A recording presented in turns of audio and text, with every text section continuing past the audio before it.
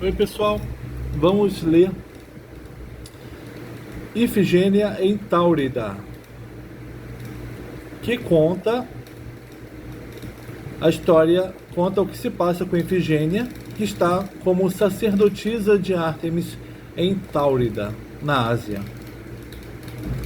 e da chegada do irmão dela, Orestes, acompanhado do amigo Pílades. Orestes não sabe que a irmã está viva. Para ele, ela morreu no sacrifício.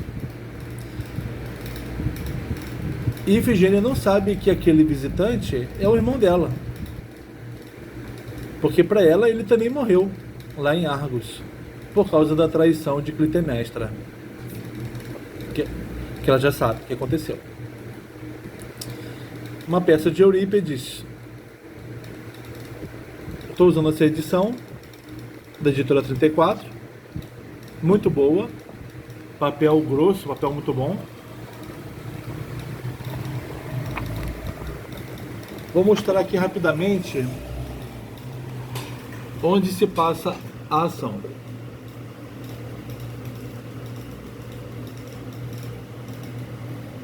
Aqui, ó, para você se situar, a Grécia, né? Peloponeso, Atenas. Aqui a Beócia, aqui a Eubeia. Num lugarzinho aqui, nesse estreito, fica Aulis. Aqui, daqui Agamenon esperava partir com os exércitos aqueus para Troia. Por aqui.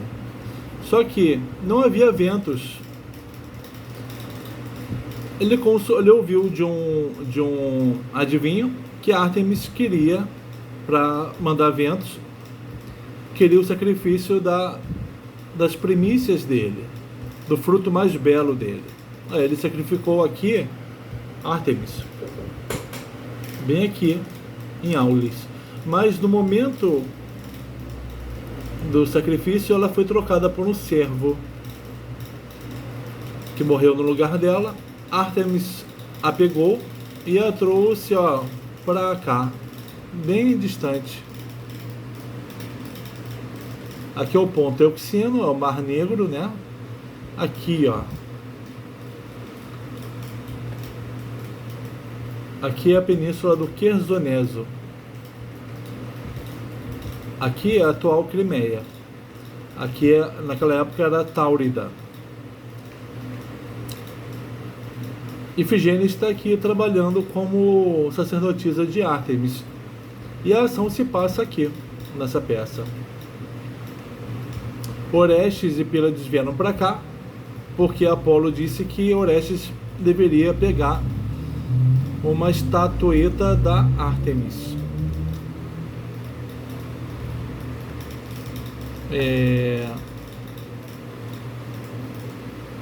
Então ele percorreu essa longa distância. Ele está querendo escapar das acusações, né, de ter matado a mãe.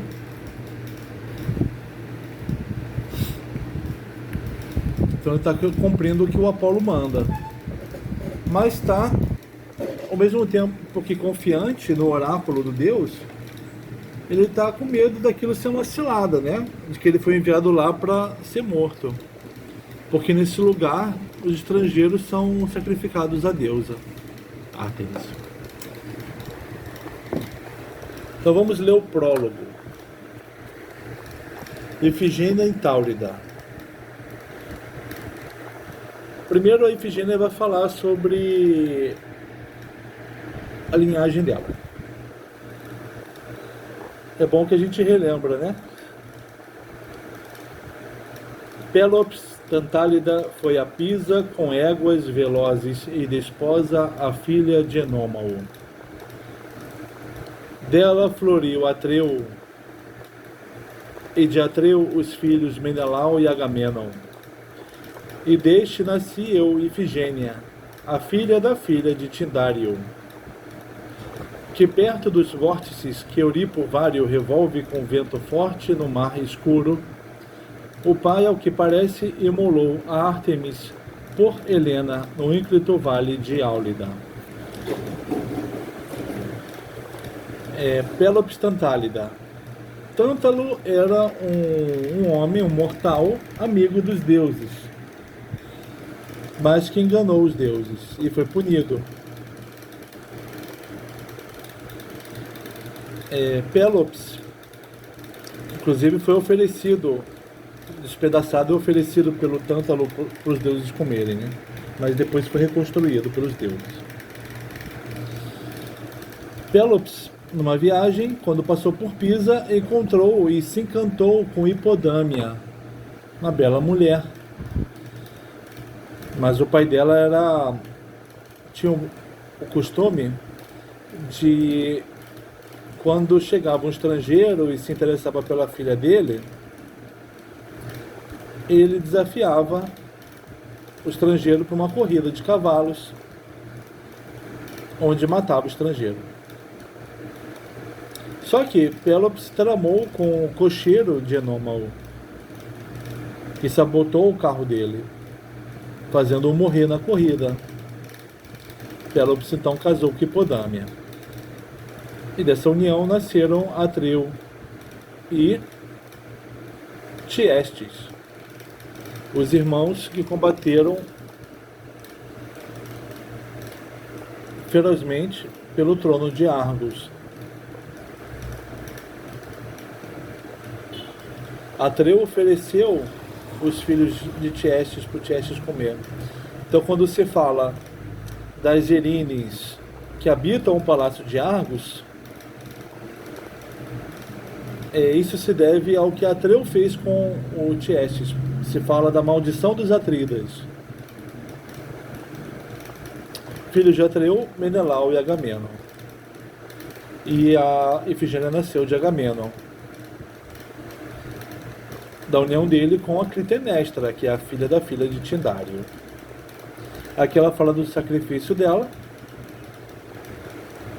em Aulis. Aí mesmo, o rei Agamenon reuniu a expedição grega de 10.000 navios, querendo obter coroa de bela vitória em Ilion, com aqueus, e punir núpcias ultrajadas de Helena, grato a Menelau. Na terrível calmaria, sem lograr ventos, consultou a Pira, e Calcas lhe diz isso.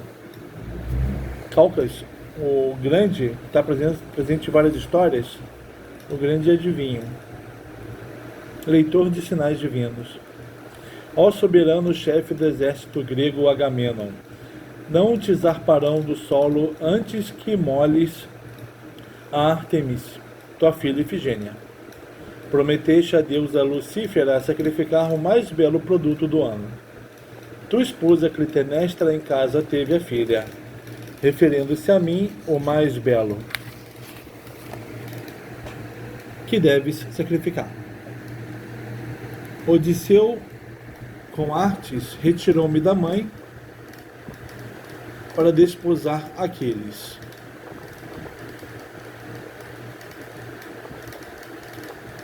E mísera fui áurida, e erguida no alto acima da pira, ia ser morta por espada. Mas trocou-me por corça e subtraiu-me Ártemis aos aqueus. E por brilhante céu conduziu-me e instalou-me aqui em Táurida, terra em que entre bárbaros é rei bárbaro Toas, que fazendo veloz pé igual a asas, teve esse nome graças aos velozes pés. Então o rei da Táurida é o Toas. Neste santuário me fez sacerdotisa, donde a deusa Ártemis se compraz com suas leis festivas. Belo só nome, o mais me calo por temor da deusa. Ela teme a deusa e não fala mais do que isso. Sacrifico por ser a lei antiga na urbe, o varão grego que aporte nesta terra. O grego que chega lá é sacrificado, é a lei da terra. Consagro e cabe a outros a imolação nefanda dentro do recinto da deusa. As visões novas que a noite trouxe, direi ao céu, caso seja isso remédio.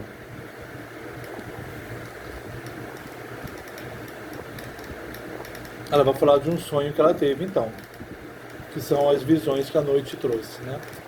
O sonho é um dos filhos da noite. Vi no sonho que, afastada desta terra, morava em Argos e dormia no meio do quarto. O dorso do solo se sacode. Fugi e, parada do lado de fora, vi cair o friso da casa e todo o teto lançado em ruína ao solo desde altas pilastras. Ela sonhou com a destruição do palácio. Um pilar restou, ao que me pareceu, da casa paterna, e dos capitéis soltou loira cabeleira e tomou voz humana. E honrando esta arte de matar hóspede, eu o aspergia, como a quem morreria, chorosa. Este sonho assim interpreto: está morto Orestes, quem consagrei. Ela sonhou com a morte de Orestes. Porque ela sonhou que ela estava dormindo no palácio de Argos, que desmoronou, restou um pilar que se transformou, que adquiriu cabelo e falou.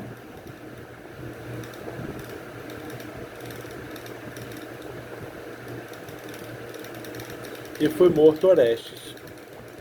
Pilares da casa são os filhos varões, e morre quem teve ilustrações minhas.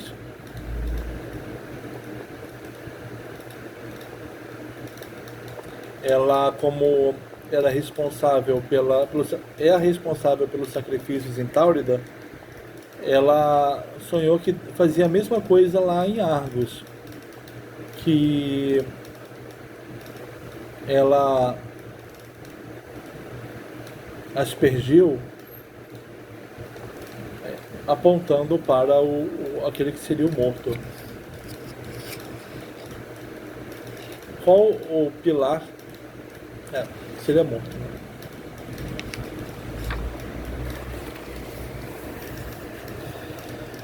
Nem posso ligar o sonho a parentes. Quando morri, Estrófilo era sem filho.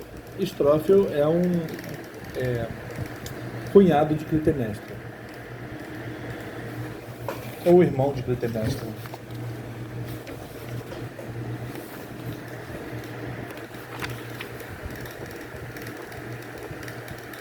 Agora ao irmão darei libações fúnebres de ausente a ausente. Isso poderíamos com as serventes que o rei nos deu, mulheres gregas. Serventes lá no palácio, no santuário de Ártemis, em Táurida, são gregas. Ela vai fazer libações de ausente a ausente, porque ela está ausente por ter sido morta lá em Aulis.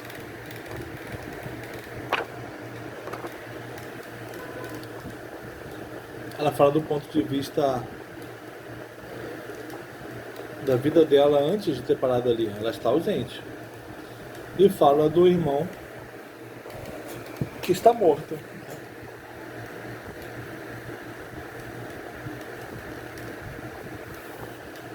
Mas por que ainda não estão presentes? Entrarei dentro deste recinto da deusa onde resido. Agora vai ser a conversa, vai ser Orestes e Pílades, né? Vai ser com eles dois. Orestes, vê, evita que haja mortal no caminho. Vejo, vigio voltando os olhos a tudo. Pílades, parece-te o templo da deusa, para onde partirmos de Argos por mar? Sim, Orestes, devo concordar contigo. E o altar, de onde goteja sangue grego? De sangue, pois os frisos estão fulvos. Eles veem o altar no templo, está cheio de sangue grego. Vês sob os frisos espólios pendidos, as primícias dos estrangeiros mortos. Mas devo bem vigiar girando os olhos. Eles chegam lá e veem o altar onde estrangeiros são sacrificados. Imagina, você chega de viagem e se depara com um altar em que estrangeiros são sacrificados.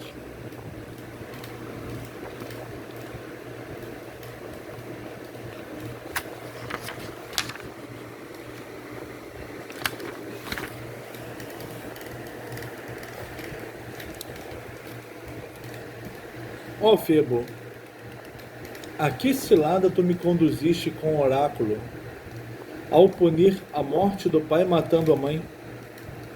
Sucedendo-se Erines, fomos banidos, exilados, desterrados, e perfis muitos percursos fatigantes. Fui e perguntei a ti como teria o fim da loucura errante e dos males meus que padecia perambulando na Grécia. Disseste-me ir à fronteira da Táurida, onde a tua irmã Ártemis tem altares. Ártemis é irmã de Apolo. Pegar a estátua da deusa, que dizem ter caído do céu aqui neste santuário. E quando a pegasse por artes ou sorte, e corresse o risco, colocá-la em Atenas. As consequências além não foram ditas. E feito isso, eu teria repouso dos males. Então, ele deveria viajar. Ele estava perambulando depois que matou a mãe. Apolo mandou que ele fosse pegar a estátua de Ártemis em Táurida para ter repouso dos males. Essa estátua ele pegaria por artes ou sorte, pela habilidade dele ou pela ajuda de Deus. Não dá para distinguir os dois, né? Persuadido por tua palavra, estou aqui nesta terra ignota e inóspita, e indago a ti, Pílades, pois tu me auxilias neste mal. Que fazermos? Você viu que é depois do Ponto Euxino.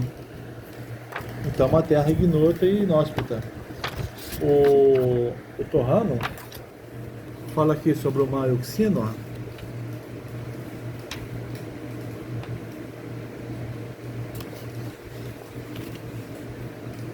Aqui, ó.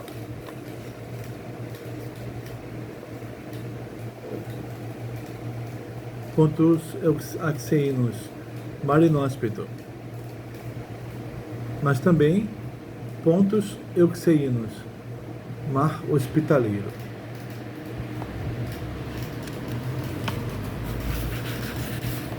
Fica longe.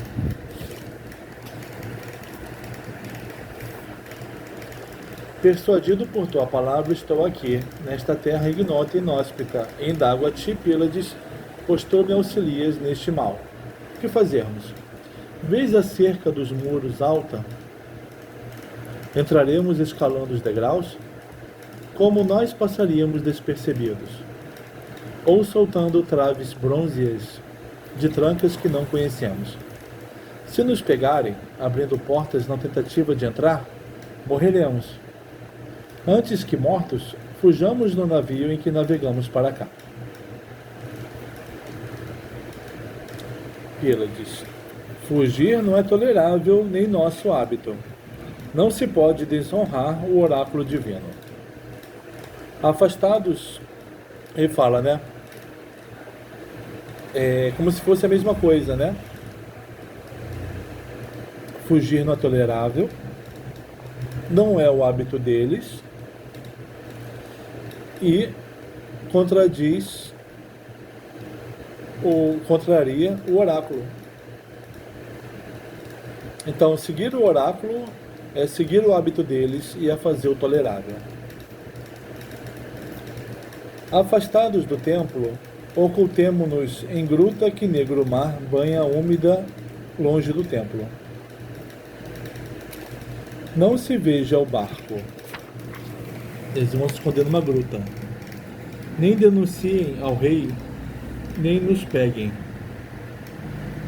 Quando vier o olho da noite tenebrosa, devemos ousar tirar a estátua polida do templo, recorrendo a todos os ardis.